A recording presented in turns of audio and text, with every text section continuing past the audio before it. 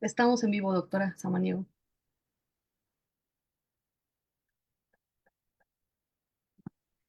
Hola, muy buenos días. Bienvenidos a una edición más del Seminario Internacional Populismo, Discurso y Poder. Estamos hoy, pues, encantados con la participación y con la asistencia de especialistas internacionales que hoy nos van a acompañar y que pues nos honran mucho con su presencia en este evento. El día de hoy, bueno, yo agradezco para empezar a la Facultad de Ciencias Políticas y Sociales y también al Centro de Estudios en Ciencias de la Comunicación, así como al Centro de Estudios Políticos por el apoyo en la gestión de estos eventos. De igual manera, al programa de posgrado en Ciencias Políticas y Sociales por acompañarnos y por ayudarnos en las gestiones. El día de hoy contamos con el doctor Francisco Paniza, que nos va a hablar sobre, bueno, pues estos temas de populismo, discurso, poder. Y antes de darle los micrófonos, doctor, me permito leer su semblanza. El doctor Francisco Paniza nació en Montevideo, en donde estudió Derecho. Tiene una maestría y doctorado en política por la Universidad de Essex. De 1991 a 1995 fue investigador en el Departamento de Investigación del Secretariado Internacional de Amnistía Internacional. Se incorporó al Departamento de Gobierno en 1995. Actualmente es profesor titular de Política Latinoamericana en la London School of Economics and Political Science y ha escrito extensamente sobre populismo y política latinoamericana. Sus principales líneas de investigación son democracia y derechos humanos en la política latinoamericana, política y economía de los países del Mercosur, populismos, gobierno de centro izquierda en América Latina, así como la política de las crisis financieras en perspectiva comparada y la política del clientelismo. Es coeditor de la serie Rootless Conceptualizing Comparative Politics, así como autor de América Latina después del consenso de Washington, The Rise of the Left, y editor de Populism and the Mirror of Democracy, y de un número especial del Bulletin of Latin America Research, Old and New Populism in Latin America, del año 2000. Doctor, es un honor contar con usted. Le cedo los micrófonos. Am, Muchas gracias, Andrea y Alejandra, por esta invitación, que tengo un enorme placer con estar con ustedes. No sé por qué una cosa que falta de esa semblanza que tú hiciste es que mi primer trabajo, mi primer empleo, inmediatamente después que terminé mi doctorado, fue en México, donde pasé un año, en el año 85, y donde veo una cara muy querida y conocida ahí en el público. Fue un año inolvidable, tanto desde el punto de vista académico como por el hecho que una semana antes de regresarme a Inglaterra fue el gran terremoto, que fue una experiencia sin duda marcante en mi vida. Bueno, entrando en el tema, yo voy a hablar por alrededor de media hora, porque quiero dejar lugar bastante a los comentarios y las preguntas. Esta ponencia que yo voy a sintetizar aquí fue publicada en una revista argentina, Acta Política, que es de acceso abierto, o sea que si quieren leer la ponencia completa, por supuesto pueden accederla, aparte que ya se la envié a los organizadores de esta conferencia. Em, el tema que voy a tratar hoy es un tema central y en la cuestión del populismo, la relación del populismo y la democracia, sobre el cual literalmente se han escrito cientos y cientos de ponencias sobre el tema. Y como cualquiera que haya leído algo sobre esta cuestión lo sabe muy bien, es una cuestión que ha dividido profundamente a los académicos que tratan la cuestión del populismo. Por un lado, ciertos autores consideran que el populismo y la democracia como mutuamente excluyentes. Las razones de este argumento son variadas, pero tienden a concentrarse en la naturaleza mayoritaria del populismo, que pone en cuestión los frenos y contrapesos institucionales y los derechos de las minorías constitutivas de la democracia liberal, la relación verticalista y manipuladora entre el líder y sus seguidores, la concepción del pueblo como actor político homogéneo y unificado, y la correspondiente constitución de un no pueblo, y la naturaleza polarizante y divisiva de las interpelaciones populistas que dificultan las negociaciones y compromisos característicos del juego democrático.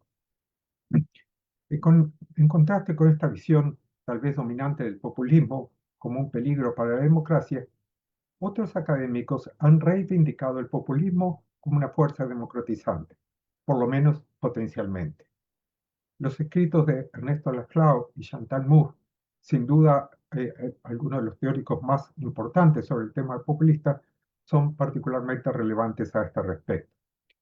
Laclau ha cuestionado las concepciones que contraponen el populismo y la democracia, argumentando que el populismo es un elemento integral de la democracia. Los dos autores, especialmente en esto Chantal Mouffe, también han publicado importantes trabajos sobre la democracia. Aunque no son los únicos autores que han argumentado que el populismo y la democracia están lejos de ser incompatibles, sus argumentos merecen un examen cuidadoso y es lo que pretendo hacer en esta breve ponencia.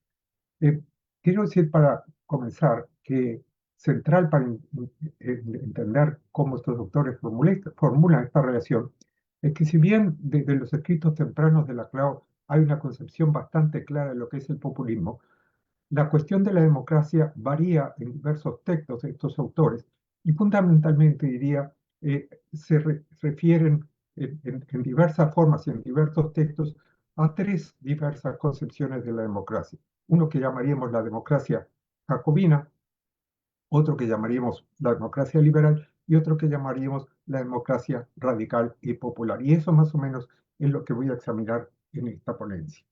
En fin, em, y lo voy a hacer de una forma genealógica, refiriéndome a tres o cuatro textos fundamentales de Laclau y de Laclau y Mouffe y de Mouffe por sí misma.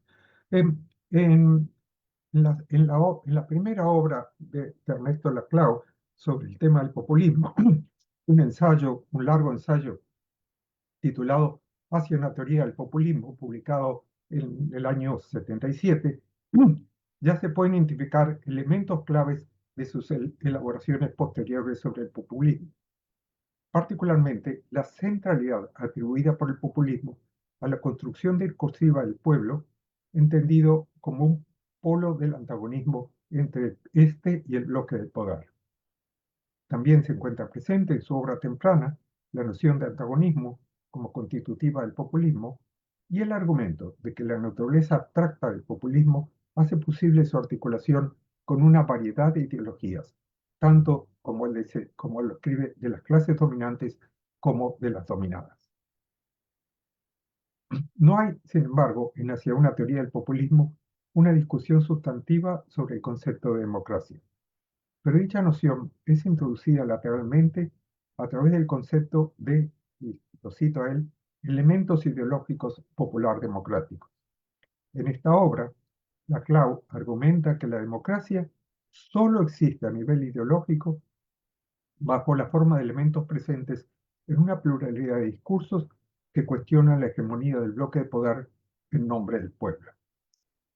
Laclau afirma que la especificidad del populismo no es la mera presencia de interpelaciones popular democráticas en un discurso, sino la presentación de las interpelaciones popular democráticas como un conjunto sintético antagónico respecto a la ideología dominante. Hasta ahí la cita de Laclau.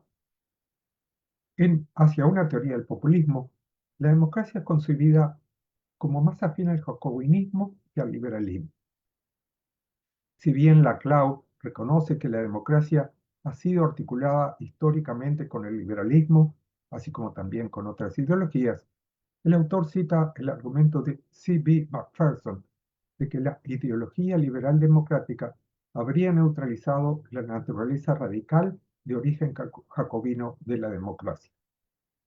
Laclau argumenta que para alcanzar este objetivo, el liberalismo desactivó los antagonismos propios de la ideología popular democrática, que en los orígenes de la democracia moderna estaban identificados con el gobierno de los de abajo, de manera que la democracia pudiera ser absorbida y neutralizada por la ideología liberal dominante. En Hacia una teoría del populismo, Laclau combina los principios de su teoría del populismo con el análisis histórico de la emergencia del populismo en América Latina, con especial referencia al peronismo en su país natal, Argentina. En su historia regional del populismo, el divorcio entre el liberalismo y la democracia es más radical que en Europa. Laclau argumenta que mientras el liberalismo surgió como una ideología antifeudal en Europa, en la América Latina del siglo XIX, el liberalismo fue la ideología de la oligarquía terrateniente y como tal tuvo poca capacidad para absorber las demandas democráticas de la población.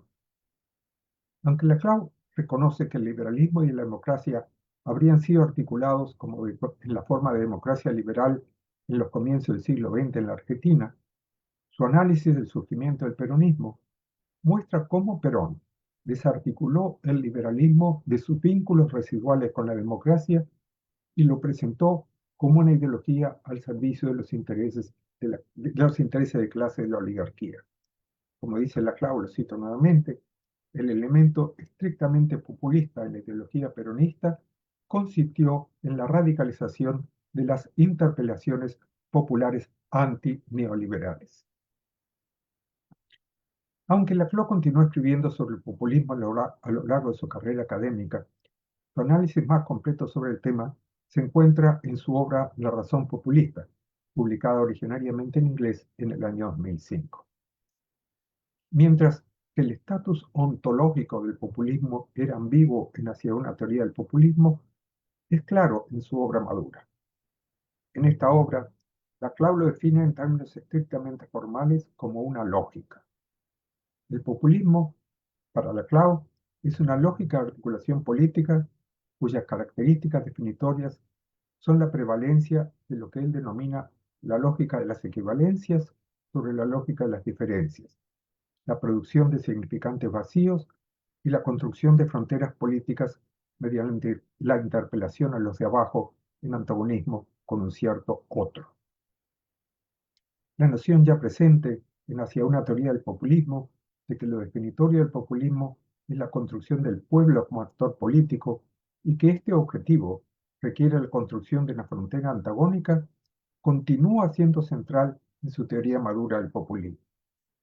Pero mientras que en dicha obra, en su obra temprana, el pueblo en cuanto actor político tenía en última instancia una referencia de clase, en su obra madura el pueblo es definido simplemente como una parte de la comunidad, los plebeyos o la plebe, que se constituye antagonísticamente como el único demos legítimo y reclama el ejercer la representación de la comunidad en su conjunto. En la razón populista, Laclau radicaliza y califica la distinción entre lógicas de equivalencia y de diferencias. Por un lado, argumenta que las demandas sociales establecidas diferencialmente pertenecen a un orden administrativo y no político, en tanto y en cuanto pueden ser satisfechas individualmente y no ponen en cuestión el orden político. El populismo y su correlato a la política son por definición antagonísticos y antisistémicos. De nuevo aquí lo cito a Laclau. Si el populismo consiste en la postulación de una alternativa radical dentro del espacio comunitario, una elección en la encrucijada de la cual depende el futuro de una determinada sociedad, ¿no se convierte el populismo en sinónimo de la política? La respuesta solo puede ser afirmativa. Solo obtenemos política a través del gesto que abarca el estado de cosas existentes como un todo sistémico y presenta una alternativa respecto al bien. Fin de la cita. En estos términos, Laclau formula una clara división entre un sistema institucional en el cual no hay política, y la política como una práctica antagonística y antisistémica construida a partir de las relaciones de equivalencia que establecen una frontera entre demandas insatisfechas y el orden institucional. Sin embargo, la clave argumenta que si bien las lógicas de equivalencia y de diferencias son mutuamente incompatibles, las mismas se encuentran siempre combinadas en la constitución del orden social. Como él lo afirma, la tensión entre las dos lógicas es constitutiva de dicho orden. Laclau sostiene que dada la heterogeneidad radical de las demandas constitutivas de toda cadena de equivalencias, las mismas solo pueden constituirse si uno de sus elementos es capaz de cumplir el rol de un significante vacío para condensar a todas las demás.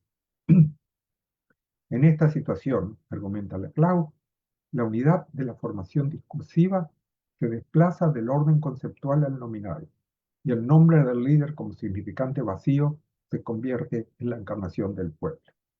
De nuevo el cito. Un conjunto de elementos heterogéneos mantenidos equivalencialmente unidos solo mediante un nombre es, sin embargo, necesariamente una singularidad. Pero la forma extrema de singularidad es una individualidad. De esa manera, casi imperceptible, la lógica de la equivalencia conduce a la singularidad, y esta a la identificación de la unidad del grupo con el nombre del líder. Fin de la cita. No existe una definición explícita de la democracia en la relación populista, aunque su significado, afín a la democracia jacobina, puede ser elucidado en diferentes pasajes del libro. Pero un análisis comprensivo de la cuestión de la democracia y su vinculación con el populismo requiere un estudio previo de las nociones de democracia radical y popular de Laclau y Mouffe del concepto de democracia agonística de Chantal Mouffe.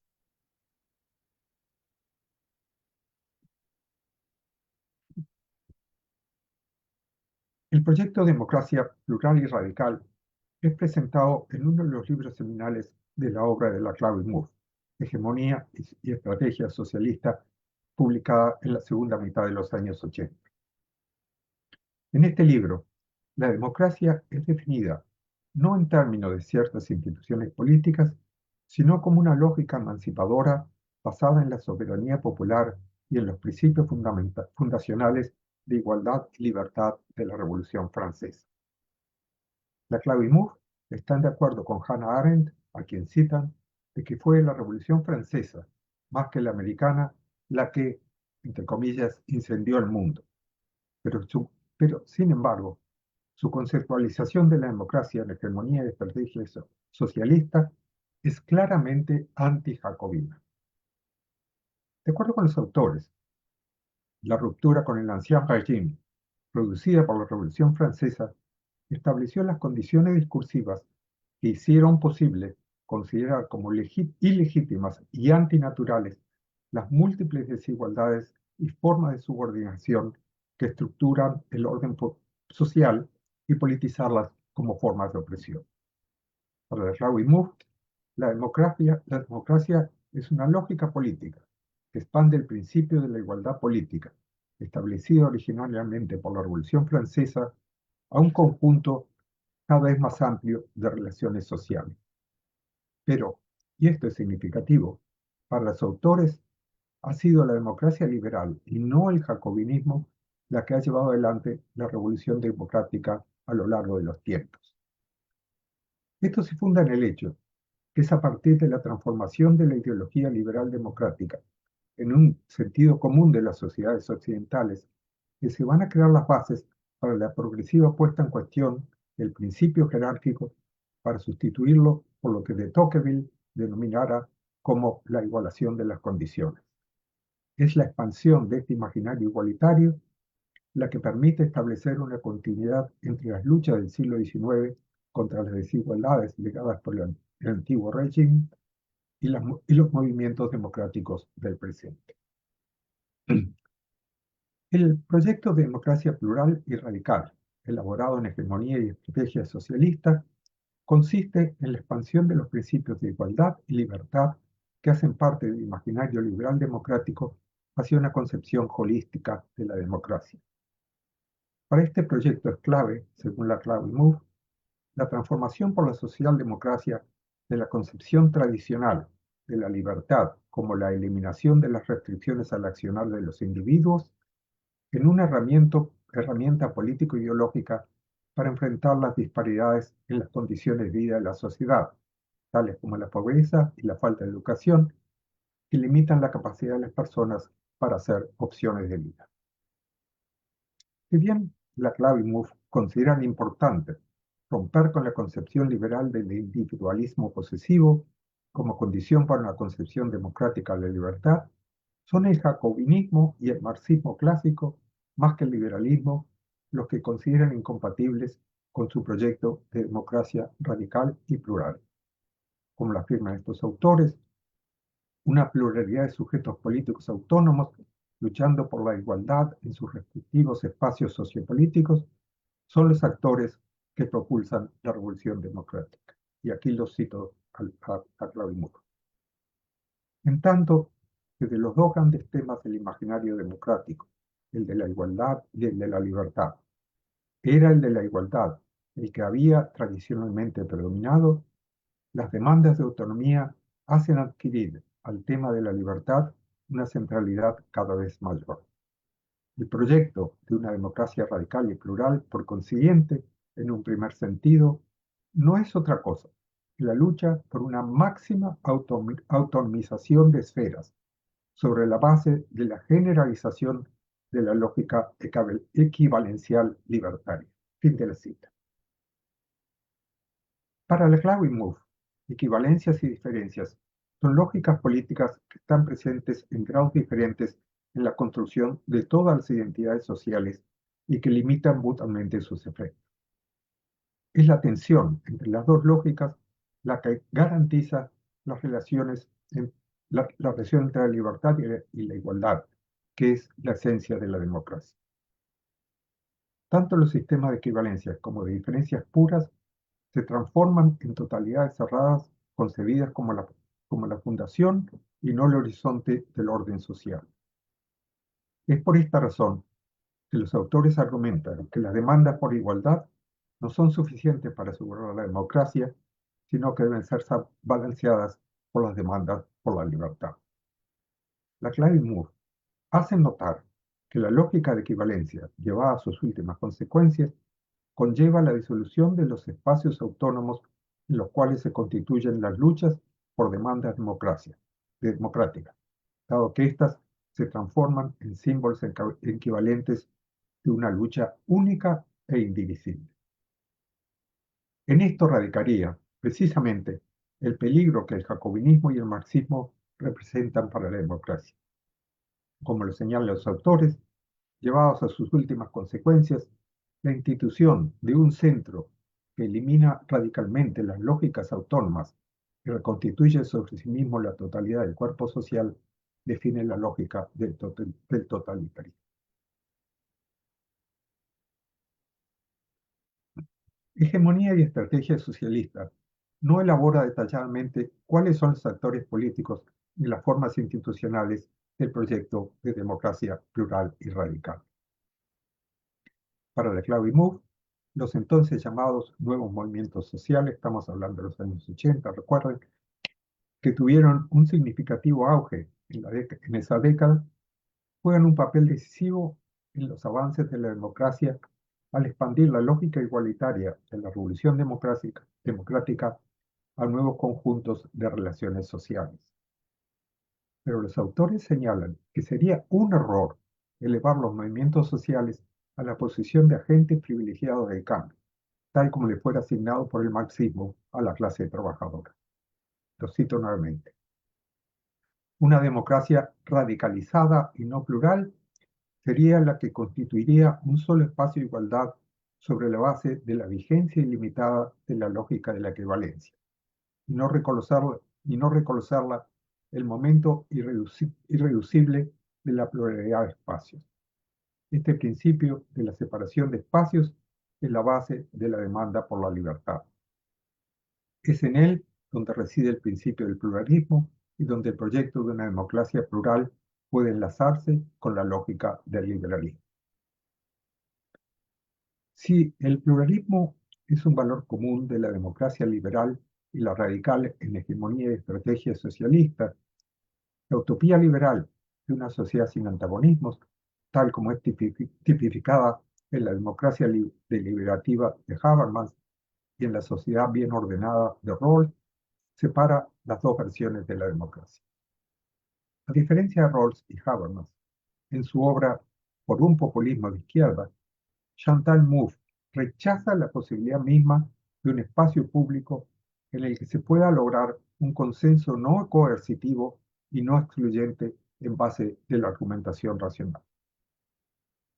Mouffe argumenta que la noción postestructuralista del exterior constitutivo nos obliga a aceptar que el pluralismo implica conflicto y antagonismo. De este postulado se sigue que en vez de tratar de eliminar las trazas de poder y de exclusión por el logro de un consenso racional, como lo pretende Habermas y el liberalismo, la política democrática requiere hacerlos visibles para que se pueda entrar en el terreno de la contestación democrática. Para Mouffe, la naturaleza irradicable del antagonismo en las relaciones políticas marca los límites del pluralismo liberal, lo cual pone a Mouffe en línea con Carl Schmitt y su definición de la política en términos de la división amigo-enemigo. Para Schmitt, la división no puede ser superada y su consecuencia sería la imposibilidad del pluralismo democrático. En contraste con el pluralismo liberal, la división amigo-enemigo de Schmitt postula, por tanto, un demos homogéneo y no dividido. La democracia agonista de Mouffe reformula la concepción de la política de Schmitt de forma que la hace compatible con la constitución del demos, con el pluralismo típico de la democracia liberal. En su crítica a la concepción del demos de Schmitt como una identidad preconstituida y homogénea, Mouffe sostiene que dicha identidad es una construcción política basada en un proceso de identificación.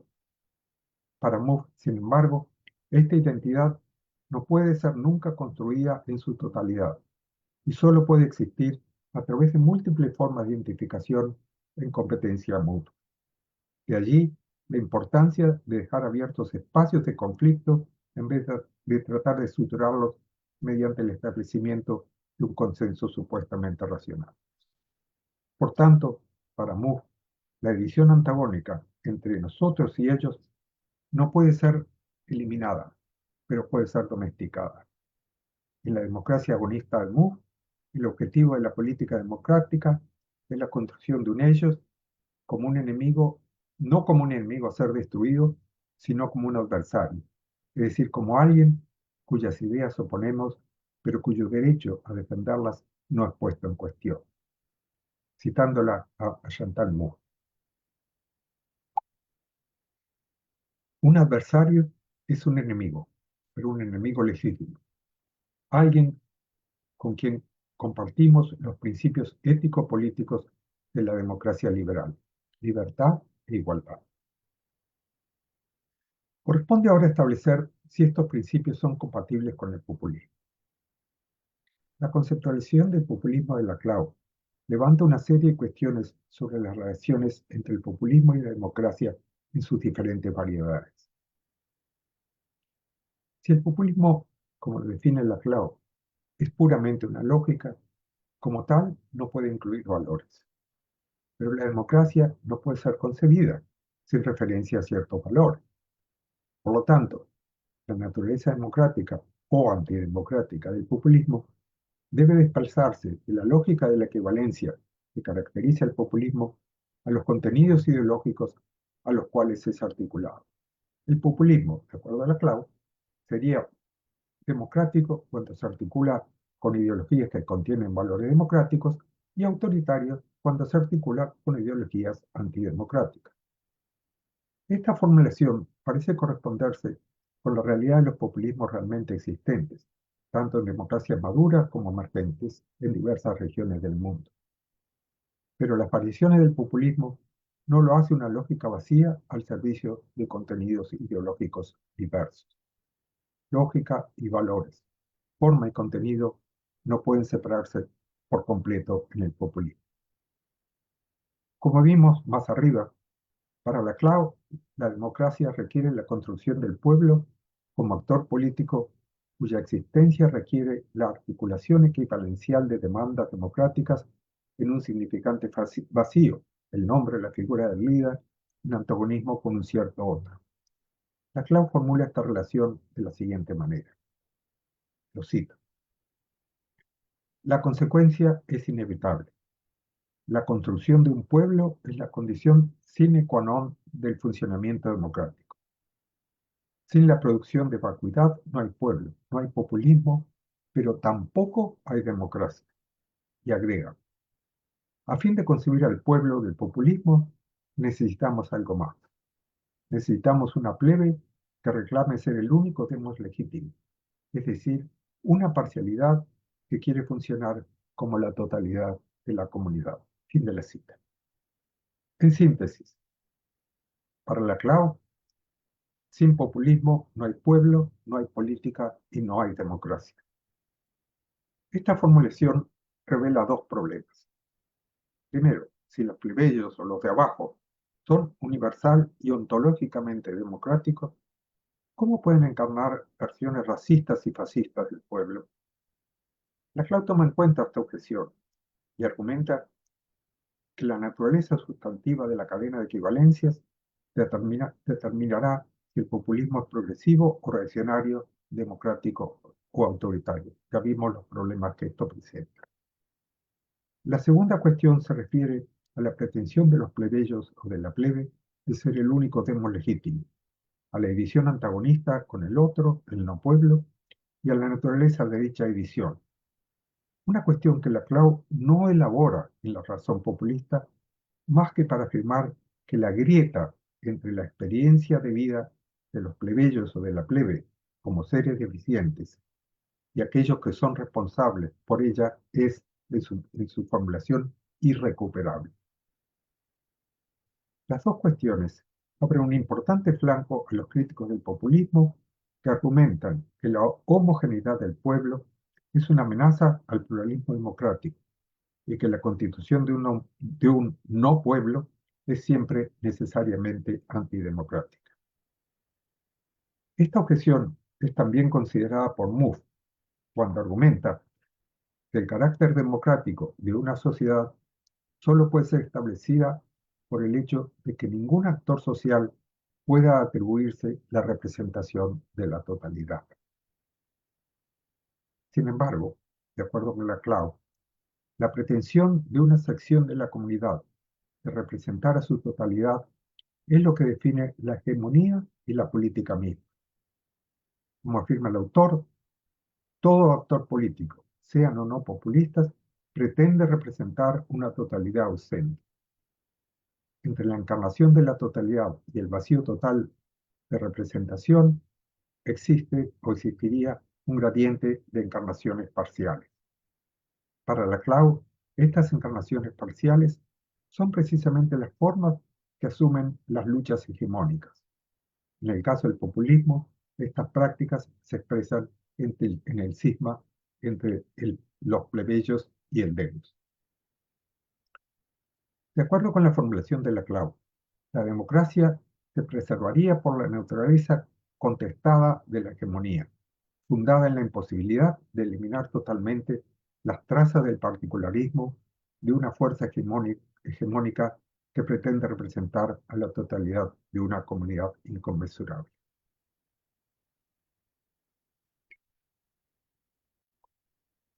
La débil elaboración en la CLAO de la cuestión del pluralismo en el campo popular y la naturaleza problemática de su conceptualización del pueblo como encarnado por un líder no invalida el argumento de que la democracia requiere la constitución de un pueblo democrático.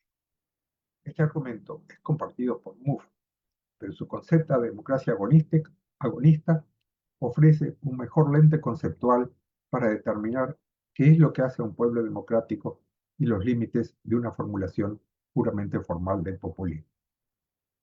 Como se vio anteriormente, para Mouffe, el antagonismo, entendido en la división schmittiana amigo-enemigo, supone un pueblo homogéneo y la exclusión de un no pueblo. En contraste, la democracia agonista abre la posibilidad de una concepción pluralista del pueblo y requiere considerar al otro como un adversario legítimo portador de ciertos derechos, tales como la libertad de expresión y compartir los valores asociados a tales derechos. Pero, y aquí está la objeción, no hay nada en el populismo que garantice una concepción agonista y no antagonista de la división entre el pueblo y su otro. Yo diría para concluir que lo que tal vez no esté suficientemente elaborado en la reformulación del enemigo como adversario en Mouffe es la necesidad de introducir al ciudadano como actor constitutivo de la democracia.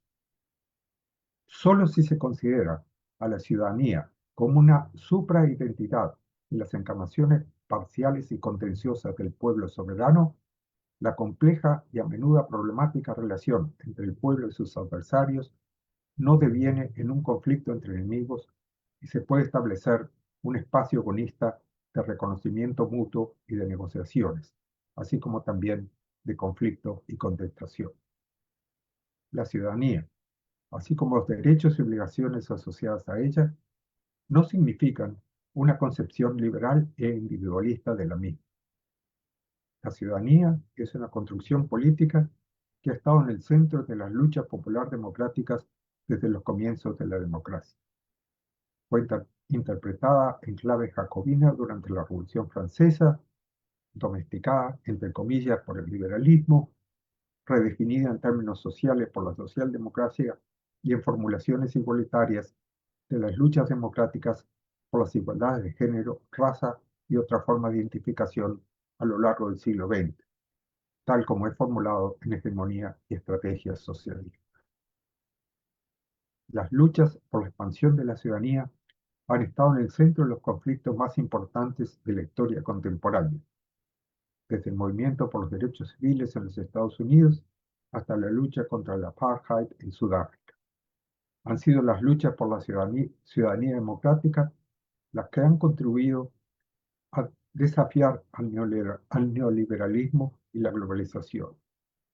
El populismo es un elemento constitutivo de las sociedades democráticas modernas porque representa y da voz a los excluidos y marginalizados. Como lo formula Mouffe, las tensiones entre las gramáticas liberales y democráticas no pueden ser ignoradas o eliminadas, pero sí pueden ser negociadas de diferentes maneras. Lo mismo se aplica a las tensiones entre el populismo y la democracia, tanto en su versión liberal como radical. Una noción agonista de la ciudadanía debe ser parte integral de las negociaciones entre el populismo y la democracia. Muchas gracias.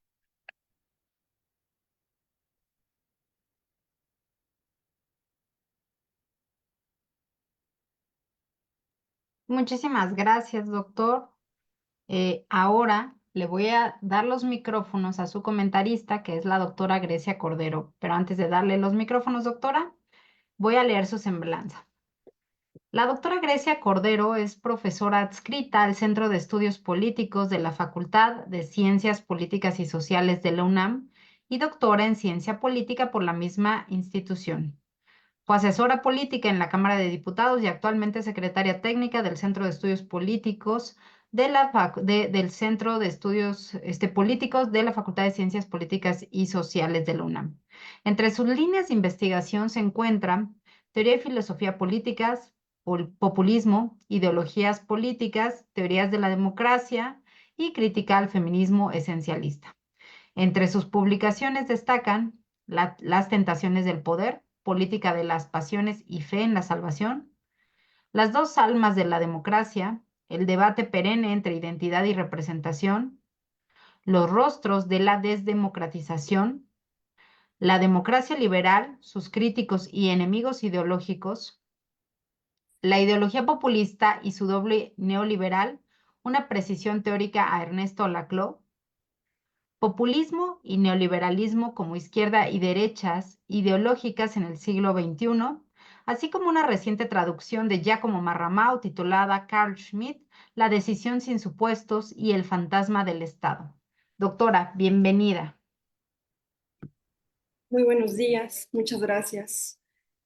Doctor Francisco Panizza, siempre será bienvenido aquí en la UNAM y en la Facultad de Ciencias Políticas y Sociales. Muchas gracias por su ponencia magistral y intentaré hacer algunos comentarios. Gracias, doctor Andrea Samaniego, por la organización de este evento. Muchas gracias por esta invitación. Y gracias a quienes nos están viendo en esta transmisión en vivo. Gracias, doctor Castaños, por estar presente aquí. Muchas gracias, Alejandra, por la organización del evento.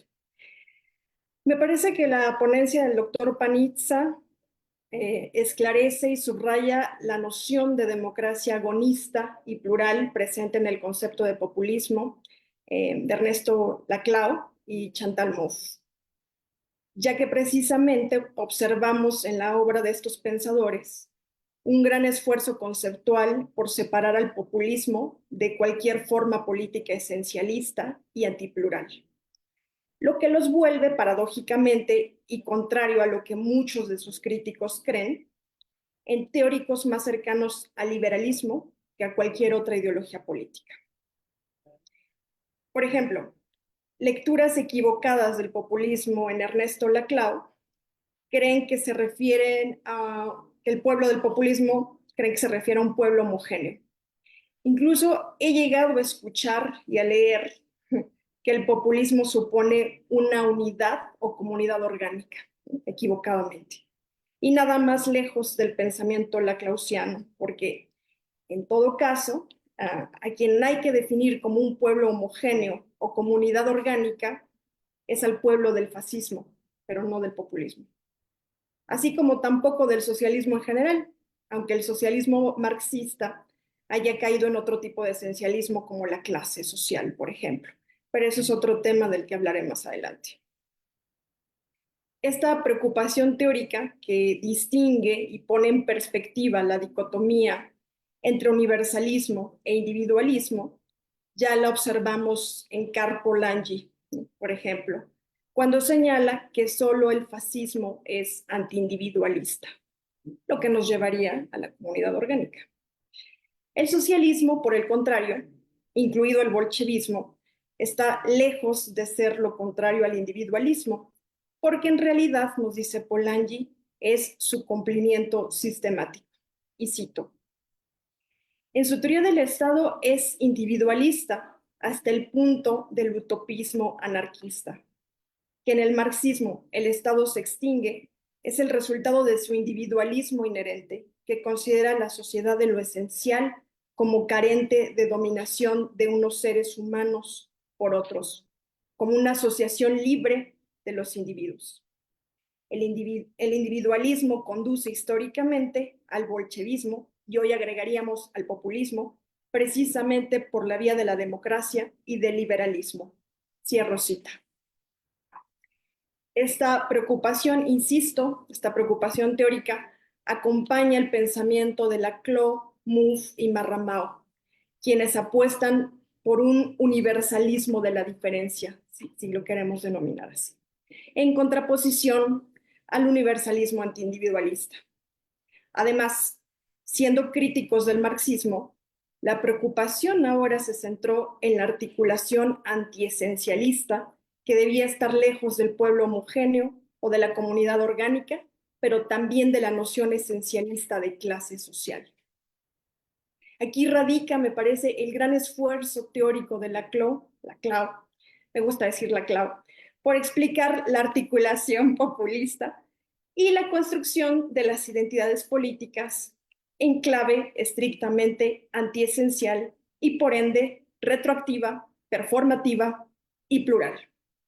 En suma, se trata, cito el texto también del doctor Panizza, se trata de la emergencia de un pluralismo de los sujetos, cuyas formas de constitución y diversidad solo es posible pensar si se deja atrás la categoría de sujeto como esencia unificada y unificante. Cierro cita. De ahí la importancia, me parece, de poner gran atención a los significantes flotantes y heterogéneos en el concepto de populismo de la CLAO. Por ello coincido con la preocupación reflejada en gran parte de la obra del doctor Francisco Panizza, hasta la más reciente que coordina, ¿no? Que aquí ya la tenemos, doctor, su más reciente libro justamente, y pues se refiere justamente, lo cito, ¿no? Nos dice, si el populismo es puramente una lógica, como tal no puede incluir valores. Pero la democracia no puede ser concebida sin referencia a ciertos valores. Entonces, el antagonismo entre el pueblo y los demás, que es constitutivo del populismo, no es producto de una lógica abstracta vacía de principios normativos. Eso me encanta. Lógica y valores, forma y contenido no pueden separarse por completo. Por lo tanto, la naturaleza democrática o antidemocrática del populismo debe desplazarse de la lógica que caracteriza al populismo a los contenidos ideológicos a los cuales es articulado. Cierro esa cita. Y es este punto al que quiero llegar, la relevancia de las ideologías políticas. Y con ello, la también posible reinterpretación del concepto de populismo en la CLAO a partir del concepto, insisto, de los significantes flotantes y heterogéneos. Insisto en esta ponencia que nos ha presentado el doctor Panizza, si por un lado tenemos que sin el populismo no hay pueblo, no hay política y no hay democracia, la formulación releva los dos problemas que usted plantea. Si los plebeyos, los de abajo, son universal y ontológicamente democráticos, ¿cómo pueden encarnar versiones racistas y fascistas del pueblo? Una controversia entre Laclau y Zizek, donde el filósofo argentino deja bien en claro que el fascismo no es populismo, señalando así, y cito en La razón populista, nuestro análisis tiene muchos puntos de convergencia con el de Georges Bataille en su conocido trabajo sobre la estructura psicológica del fascismo. La homogeneidad de la manera como él la presenta coincide casi punto por punto con lo que hemos denominado la lógica de la diferencia, en dialéctica con la lógica equivalencial, pero sobre todo en los significantes flotantes y heterogéneos que nos llevan a las dos revoluciones en Bataille. Es decir, que una sociedad ve cómo se forman al mismo tiempo dos revoluciones hostiles al establishment, pero a su vez hostiles entre sí. Es decir, las dos versiones de la democracia radical, una pluralista y la otra no pluralista. Es decir, la distinción entre fascismo y populismo, aunque compartan una estrategia y lógica discursiva de articulación en la construcción del significante vacío del pueblo. Diría Bobbio, el contraste entre los valores es más fuerte que los métodos y las estrategias en común, lo que hace a las ideologías políticas dividirse entre izquierda y derecha. De acuerdo con Laclau, inspirado en Bataille, el fascismo no es populismo porque terminará articulándose, se articula paradójicamente, en la asimilación más acabada de la sociedad homogénea, a través de la soberanía estatal y del imperativo del líder. En otras palabras, en aquello que el doctor Panizza llama el populismo de arriba hacia abajo, donde los derechos están en manos del líder y pueden ser negados si se cuestiona su autoridad o si su apoyo no se manifiesta abiertamente. Me parece que ese es el centro del debate entre quienes abogamos por una desaparición del término populismo de derecha. Pienso en Gerardo Aboy, con quien hemos dialogado en este sentido, pero también pienso en Paula Villieri y Luciana Cadaya, así como Giacomo Marramao, quien insiste en la revisión del concepto laclausiano. En este sentido, me parece que hay que pensar más allá de la defensa de un populismo de izquierda planteado por Chantal Mouffe, esto es, de un populismo a secas, ya que en sí mismo es una izquierda. En eso coincido con el doctor Panizza. No se trata de una ideología como ideología delgada a la Rovira y Mood, incluso con su concepto comparto totalmente la idea de, en todo caso, no hay voluntad general, tendríamos que hablar de la voluntad de todos en este sentido. Pero bueno, Pero tampoco podemos hablar de ideología como sinónimo de cultura política, como lo plantea Rosa Malón, sino como ideología política, quizá en su sentido específico y hasta en una genealogía. En este sentido, creo que hay mucho que discutir en torno a la democracia radical en Ernesto Laclau y Chantal Mouffe, porque si rastreamos conceptualmente, en realidad estamos hablando de la democracia identitaria en Schmitt como una izquierdas y derechas ideológicas, y donde podemos distinguir entre lo que llamo los críticos y los enemigos de la democracia. El populismo puede ser crítico, pero jamás su enemigo, a diferencia del fascismo o del neoliberalismo como ideologías políticas. Aunque nadie le quita ciertos rasgos inevitables jacobinos, sobre todo en la razón populista, referentes a la crítica absolutamente deslegitimadora a la clase política, que lo vuelven un desbordamiento de lo político y no una expresión de él en términos schmittianos. Me parece que debemos profundizar en las aporías y en este espejo de la democracia, en el que el populismo se mira en las fronteras borrosas entre dictadura y revolución, identidad y representación, líder y pueblo, izquierda y autoritarismo, y lo que usted ha llamado también el enemigo y el ciudadano. Pero no quiero abusar más de la palabra, son solo ideas que me suscitó su texto y su ponencia, y que me parece que es pertinente para dialogar. Muchas gracias por el tiempo, gracias por la invitación. Muchísimas gracias, doctora. Doctor Paniza, quisiera comentar algo acerca de lo que la doctora Cordero acaba de enunciar. No, solo muy brevemente porque comparto la mayoría de las cosas que dice. Es interesante lo que decía la doctora Cordero sobre la cuestión del populismo, si puede haber un populismo de derecha y de izquierda. Y esto es un debate que en los últimos años, diría, ha tomado un volumen súper importante, me parece, citando. Y en eso creo que tenemos que ver muy bien cómo lo establecemos. Yo diría que en términos de una lógica puramente formal del populismo, como de la razón populista, es muy, y incluso desde el comienzo, yo decía en su primera obra de la clave 75, él habla claramente de un populismo de las clases dominantes y un populismo de las clases dominadas. O sea, se podría establecer, decir, como un populismo de izquierda y de derecha. Y si tenemos una concepción puramente formal del populismo, es muy difícil negar la posibilidad de un populismo de derecha. Eh, Sin embargo, la forma como establecemos o como definimos los conceptos no está fijada en el tiempo y de una vez para siempre, sino que va variando y adaptando. Es decir, desde el punto de vista de los defensores de un populismo de izquierda, solamente como una formación del populismo, yo recuerdo, está la cuestión que históricamente el populismo en sus orígenes en Estados Unidos, en sus orígenes en los Nortoniki, en Rusia, y en las tradiciones nacional populares del populismo, se consideró como teniendo una lógica de representar a los de abajo que fundamentalmente tiene que ver con una versión de la política de izquierda.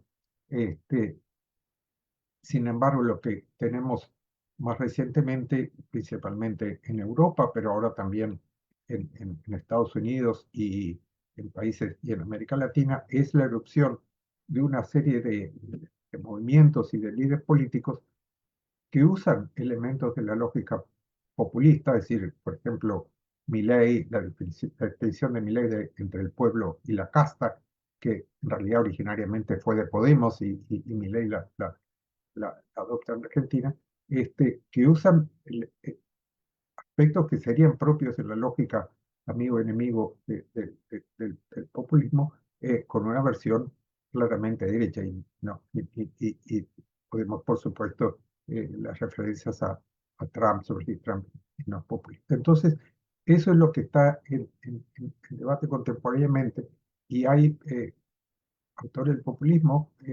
dicen, bueno, no podemos eh, quedar con una versión limitada del populismo. Estos fenómenos este, eh, de derecha contemporánea tienen un aspecto populista y no podemos negarlo en nombre de la lógica emancipadora del populismo. Yo diría que esa cuestión se refiere en que los conceptos para mí no son verdaderos y falsos, sino que son más o menos útiles. Y yo diría entonces que la sobreutilización del populismo para calificar cualquiera que habla contra la ley como populista, sí es profundamente problemática, que históricamente el populismo ha tenido esta dimensión emancipadora de los de abajo y de voz de los de abajo, que la asocia con cuestiones izquierdas, pero que en su dimensión contemporánea tenemos que por lo menos aceptar que estos políticos de derecha, eh, Trump o Milley o usan la lógica populista para crear relaciones de identificación.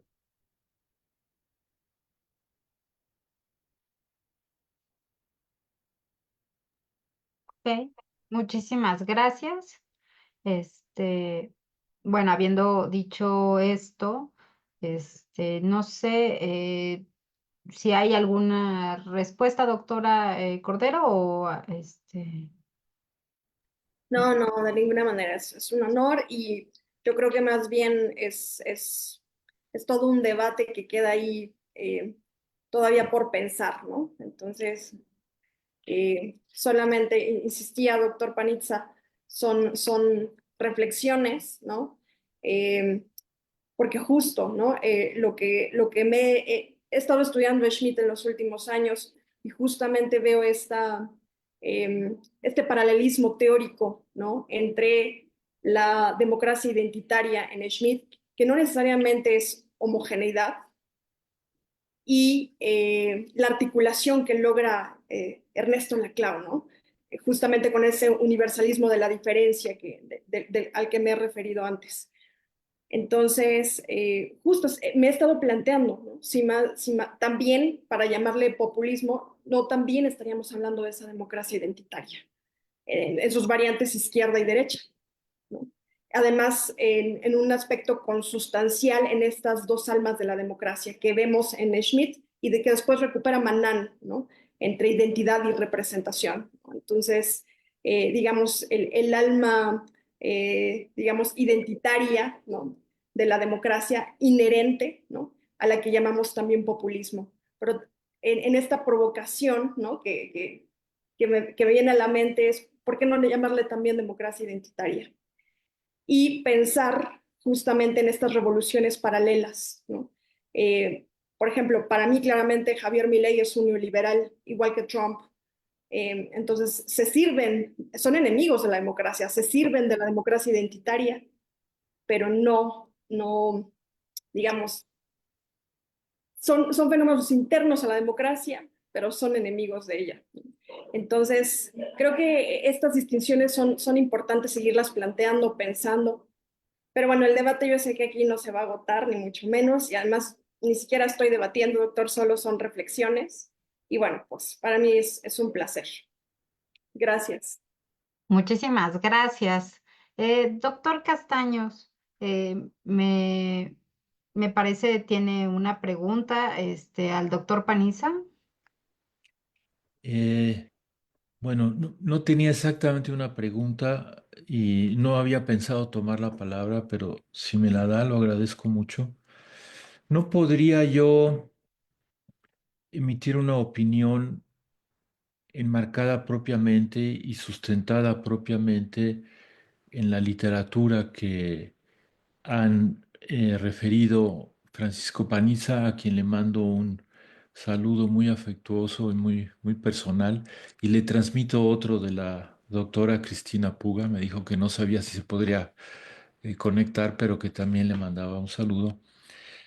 ¿No podría enmarcarlo propia y debidamente en la literatura que él refiere, ni tampoco en la que menciona la doctora Grecia Cordero?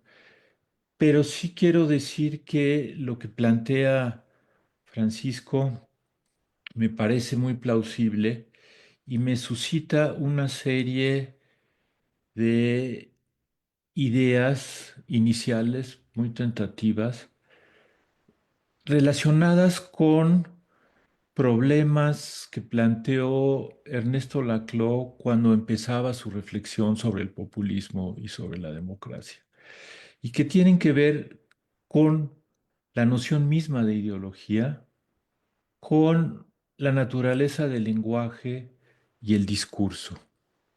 Creo que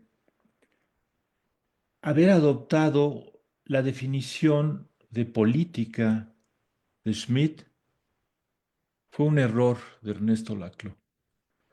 Eh, un error derivado de un trabajo muy inteligente, pero muchas veces la inteligencia también lleva a cometer errores. Pensar que la política es amigo y enemigo es reducir la comunicación a el modelo diádico de emisor y receptor y deja fuera a las terceras personas. Creo que el intento de introducir la ciudadanía como clave para pensar la democracia y la relación de la democracia con las lógicas de entrada abusivas o abusadas por los poderosos, las lógicas del populismo, es un acierto. El- la ciudadanía se resiste a esa oposición amigo-enemigo de entrada, porque la ciudadanía tiene capacidad de juzgar por sí e independientemente de esa polarización populista y de la dominación. Y creo que el discurso no existiría si solo fuéramos emisores y receptores y no pudiéramos ser terceras personas. Esto es algo que arañó Ernesto Laclau, pero en lo que no profundizó cuando eh, tocó el pensamiento de Wittgenstein. Esta idea de reducir la comunicación a una interacción de emisor y receptor y dejar fuera a los aliados, a los testigos, a los jueces, a los que no son ni amigos ni enemigos, es reducir el lenguaje a su dimensión mental y dejar fuera su carácter esencialmente social, que es justamente una de las tesis fuertes de Wittgenstein. El lenguaje es social, está ahí antes y después de esos procesos mentales, aunque sin los procesos mentales no existiría. Y a partir de esto, me parece que la oposición tan radical de Chantal Mouffe a la democracia deliberativa es una caricaturización de la democracia deliberativa, una caricaturización que tiene como efecto justamente dejar fuera a las terceras personas, a las que podrían y deberían ser concebidas, perdón, convencidas, aunque no fueran ni amigos ni enemigos. Y sin eso, sin ese convencimiento al que se aspira, aunque se logre muy pocas veces o se logre solo de manera imperfecta, sin eso, la noción de legitimidad a la que está apelando Ernesto también se vuelve muy, muy dudosa. La legitimidad no es la popularidad. Eh, Pinochet fue popular más de 60 o 70% varias veces en su periodo, nunca fue legítimo, nunca. Y esta distinción entre populismo y fascismo, si se quiere avanzar en la línea que se está planteando, no podría sustentarse sin una noción de legitimidad como justificación y por lo tanto una definición de legitimidad que apelara propiamente a los valores y no a la apropiación de los valores. Perdón, es una lluvia de ideas que me sugirió, pero concuerdo en que hay que meter a la ciudadanía en la escena y para mí eso implica pensar en la política no solo como disputa por el poder, sino como proceso de toma de decisiones vinculantes para todos y como procesos de negociación que ya se mencionaron, pero en la democracia, procesos que tienen que incluir la deliberación. Negociación sin deliberación no es democracia. Ahí lo dejo. Muchísimas gracias, doctor Castaños. Muchísimas gracias por sus comentarios. Doctor Panizza, sí. No, solo un breve comentario a lo que dice Fernando, que como siempre me pareció súper inteligente. Yo diría que lo que dice Fernando sobre la democracia y convencimiento y negociación lleva el sentido de la democracia a sus principios históricos más fundamentales. Es lo que era el ágora en Atenas. Era un espacio de convencimiento, razonamiento, consenso y negociación. Esa es la esencia de la democracia y eso va un poco también en contra de esas definiciones súper formalistas e institucionalistas de la democracia como basado en las elecciones. No estoy diciendo esto que las elecciones no sean importantes por la democracia, claro que son y que tienen que ser limpias y todo, pero eh, las elecciones, eh, si vemos lo que pasó en Estados Unidos hace 2 días atrás, eh, no digo que Trump no ganó las elecciones legítimamente y que es para los constitución de los Estados Unidos el presidente legítimamente electo de los Estados Unidos, pero nadie puede pensar que lo que pasó en Estados Unidos es un ejemplo de democracia. Muchísimas gracias. Ahorita tenemos preguntas del público, las voy a leer. Eh, es una Perdón, pregunta. perdón, Sí. Andrea, nada más quisiera hacer una aclaración sobre el concepto del enemigo en Schmitt. Y sí me parece que es muy importante destacar que el enemigo en Schmitt no es, como se nos suele decir, ¿no? Como una cuestión existencial de vida o muerte, el enemigo como alguien que hay que aniquilar. De hecho, voy a citar parte del concepto de lo político. También hay que leer la parte, por ejemplo, tiene otro texto, Teoría del Partisano, donde explica muy bien su concepto de enemistad y nos dice, la esencia de lo político no es la enemistad como tal, sino la distinción de amigo y enemigo, y supone la existencia de los dos, amigo y enemigo. Y bueno, no se trata aquí de hacer una explicación del concepto del enemigo en Schmitt, pero sí les puedo decir que estudiosos muy especialistas en el tema, pensando en Giacomo Marramao como uno de los principales especialistas en Schmitt, lo deja muy en claro.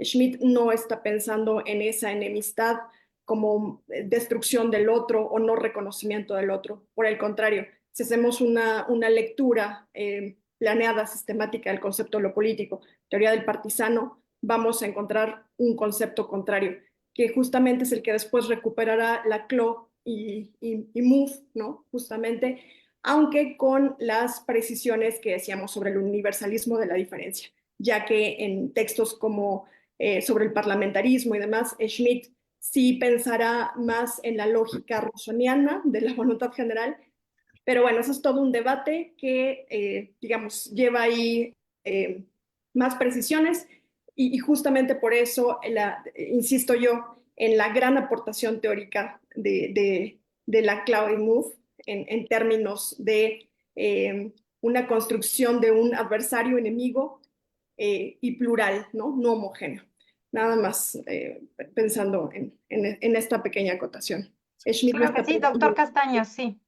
Sí, estoy de acuerdo con todo lo que acaba de decir la doctora Cordero, pero mi problema es los que no son ni amigos ni enemigos, que se están quedando fuera de la concepción de la política y sin ellos no hay política. Se necesitan las terceras personas. En todas las lenguas hay reconocimiento, aunque no gramaticalizado de la misma manera, de tres personas, Ujú. porque así es la comunicación humana. Y política sin comunicación se reduce a fuerza, se reduce a aplastar al otro. Simplifico quizá demasiado, pero ¿por qué están dejando fuera a las terceras personas? A los jueces, a los testigos, a los que no quieren ser ni amigos ni enemigos. ¿Por qué los quieren someter a su lógica? Ahí lo dejo. Ok, muchísimas gracias. Si no hay comentarios sobre esto, entonces paso a las preguntas del público. Una pregunta para el doctor Paniza. Esos elementos discursivos populistas, y lo ponen entre comillas, que utilizan Milei y Trump, ¿no son más bien elementos propios de la democracia? Recordemos que todas las posturas a lo largo del espectro político deben echar mano del discurso democrático para garantizarse cualquier nivel de éxito. Personalmente creo que son elementos democráticos y no populistas. Gracias y saludos.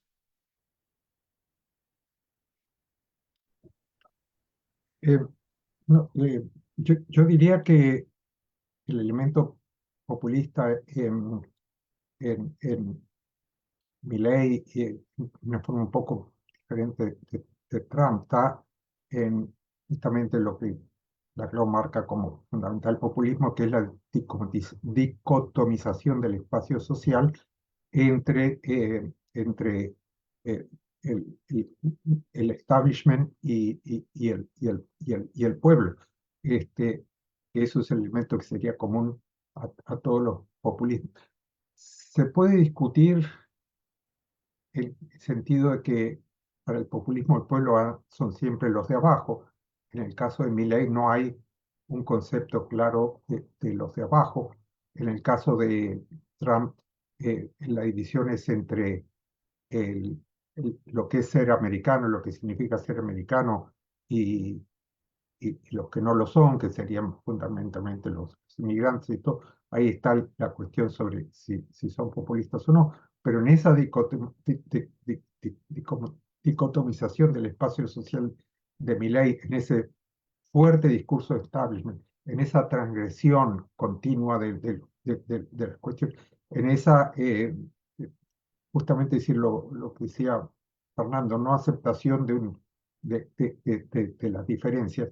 En eso hay un aspecto que para mí no es especialmente democrático en el sentido de lo que un poco decía Fernando. Gracias.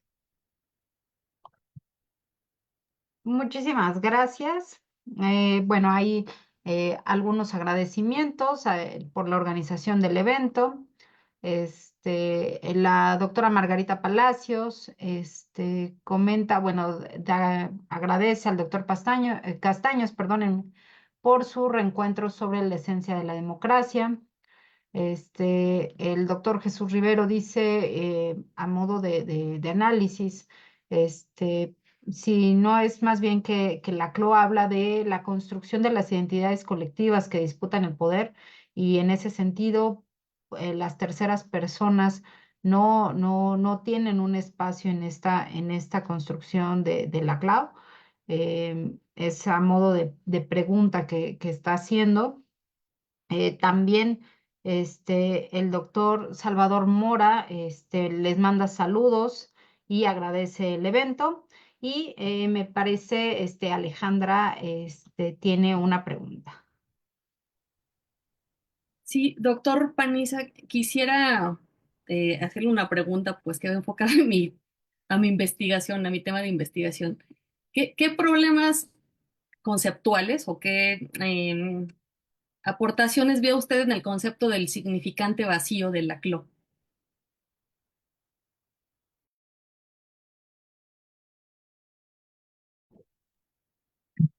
El, por un lado, la cuestión del significante vacío se ha transformado en un elemento fundamental y muy útil para el análisis político, este, pero creo que el problema con el significante vacío en la cloud es que hay tres o cuatro concepciones diferentes del significante vacío.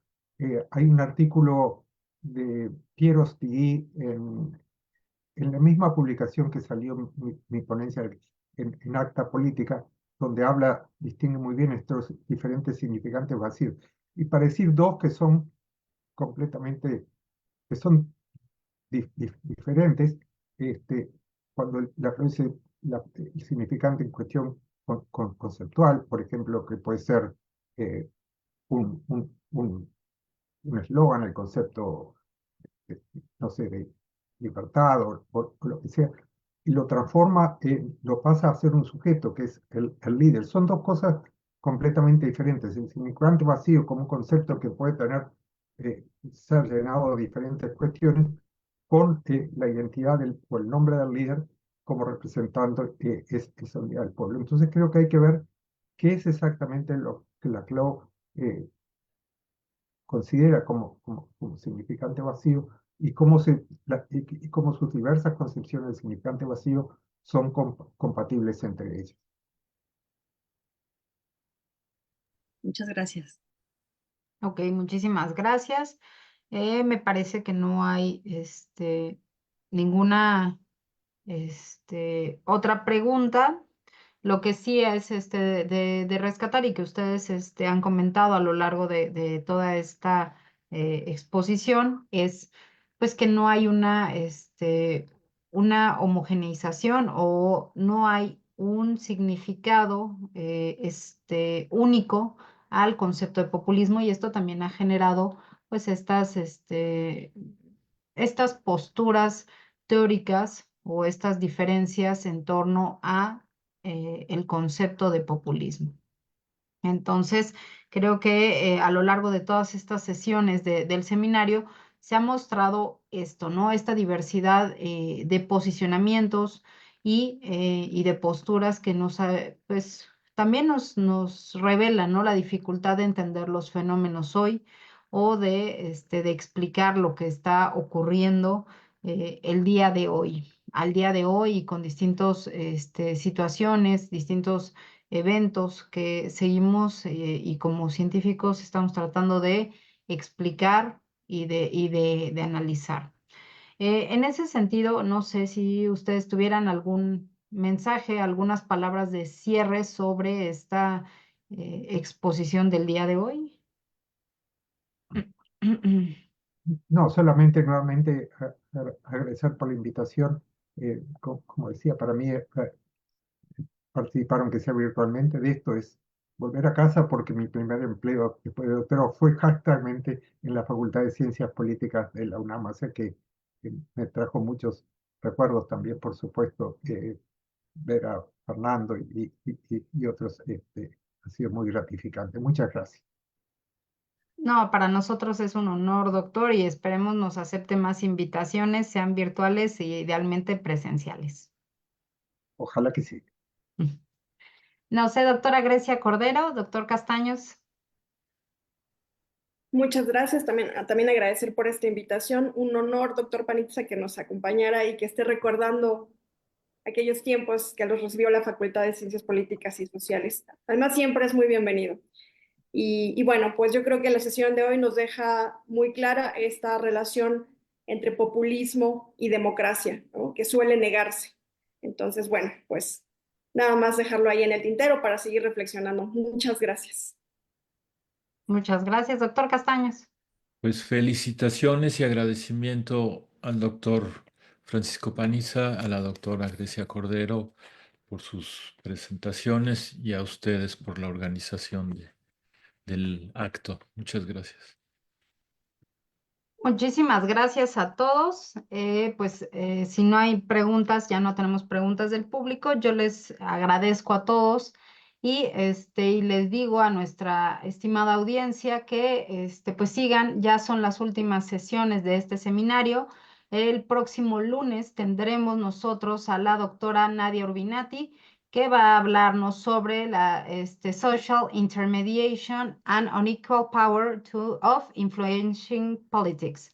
Y que justo vamos a tener al doctor Fernando Castaños comentándole en esa sesión. Les agradecemos muchísimo, agradecemos a la Facultad de Ciencias Políticas y Sociales, al Centro de Estudios en Ciencias de la Comunicación, al Centro de Estudios Políticos y al programa de posgrado en Ciencias Políticas y Sociales por las gestiones para poder llevar a cabo este evento. Muchísimas gracias, doctor Paniza, doctora Cordero, doctor Castaños, por asistir el día de hoy y también, bueno, pues agradezco a la maestra Alejandra de Alba por siempre apoyarnos y estar también en el ámbito de la organización de este evento.